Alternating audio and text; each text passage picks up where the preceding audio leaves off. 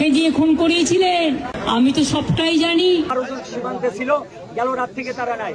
আপনি আসলে এখানে আসছেন, সরকারকে কি বার্তা দিতে চান? বাংলাদেশ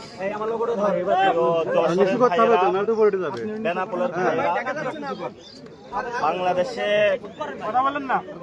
রাতের গভীরে খুনি সন্ত্রাসী বাহিনী বিএসএফ বাংলাদেশের কাঁটাতার পেরিয়ে বাংলাদেশে পুশিং করার চেষ্টা চালাচ্ছে। তো এখানে মূল বিষয়টা হলো, যদি বাংলাদেশে কোনো অবৈধ ওইখানে কেউ থেকে থাকে তাহলে তো আইন কাগজ প্রক্রিয়ার মধ্য দিয়ে তারা হবে, কিন্তু রাতের আধারে চুপিসারে এখানে হলো রেখে তারপরে তারা চলে যাচ্ছে। এবং আমরা শুনতে পাচ্ছি সীমান্তের ওই পারে অনেক মানুষকে তারা সমাবেত করেছে বাংলাদেশে পুশিং করার জন্য। আমরা সরকারের উদ্দেশ্যে বলতে চাই, বাংলাদেশের মানুষ কোনোভাবেই পুশিং মেনে নেবে না, এবং পুশিং বন্ধে সরকারকে জরুরি উদ্যোগ নিতে হবে। সরকার যদি কঠোর হস্তে সীমান্ত হত্যা থেকে শুরু করে সীমান্তে মাদক চোরাচালান সন্ত্রাসী কার্যক্রম ভারতীয় বাহিনী করে থাকে, এটা বন্ধ করতো, উদ্যোগ নিত পূর্ব থেকেই, তাহলে আজকে ভারত এই ধরনের সাহস পেত না।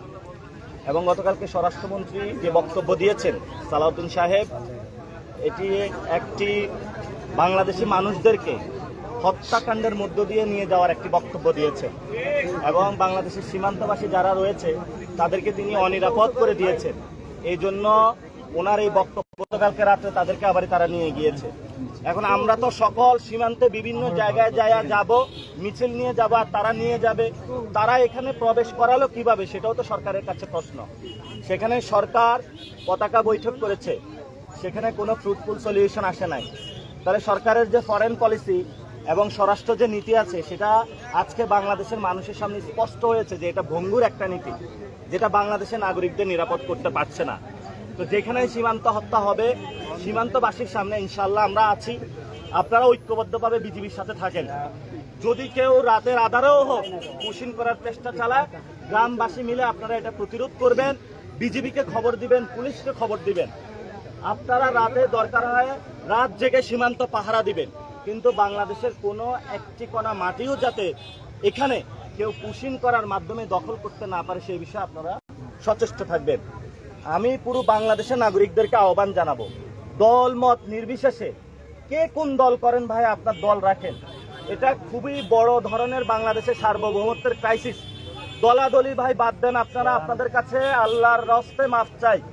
সীমান্ত ইস্যুটা বড় একটি ইস্যু, এখানে পুশিং চলতেছে, দল মত নির্বিশেষে সবাই সীমান্ত রক্ষার জন্য ঝাঁপিয়ে পড়ুন, বাংলাদেশকে রক্ষা করুন, বাংলাদেশের সার্বভৌমত্ব রক্ষা করুন। ইনশাল্লাহ আমরা যখন সরকারে যাব, সীমান্তে যারা শহীদ হয়েছে তাদেরকে শহীদি মূল্য দিয়ে তাদের স্মৃতিস্তম্ভ আমরা স্থাপন করব, সাথে সাথে তাদের ফ্যামিলিকে আমরা ক্ষতিপূরণ দিব, এবং সীমান্তবাসীর জন্য আমরা এখানে ফ্যাক্টরি স্থাপন করব, কর্মসংস্থানের ব্যবস্থা করব।